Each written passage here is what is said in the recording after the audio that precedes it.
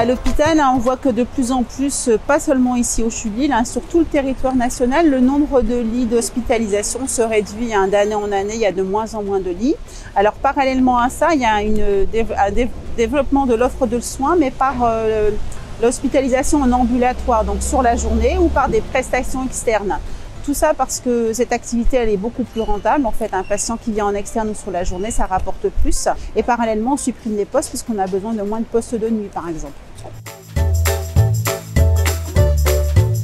Pour les patients, l'impact, il est assez simple. On renvoie les gens assez rapidement chez eux à la suite d'une opération qu'on peut faire en ambulatoire.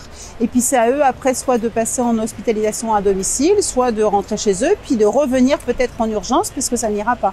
Donc pour les patients, c'est un stress qui est généré parce que ils doivent un peu s'autogérer. Autrefois, par exemple, quand une femme venait accoucher, elle avait un certain nombre de jours où elle restait à l'hôpital, et de plus en plus, on voit que ce nombre de jours d'hospitalisation est réduit au plus serré. Et puis après, la femme, elle se gère seule, ou alors avec peut-être de la médecine libérale, des sages-femmes en libéral, des infirmières, etc. Donc il y a une transformation du soin à l'hôpital. En fait, on externalise de plus en plus. L'hôpital, il sert vraiment que pour la grosse chirurgie ou la grosse hospitalisation, et tout le reste, on doit le faire en externe.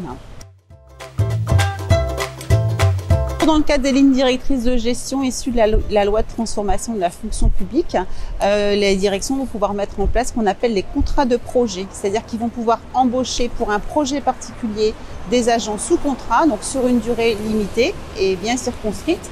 Et à l'issue du projet, lorsque le projet sera terminé, il y aura une mise fin du contrat. Donc on est vraiment sur un recul social, c'est-à-dire qu'on va continuer à précariser l'emploi à l'hôpital. Donc précarité de l'emploi, précarité du salaire.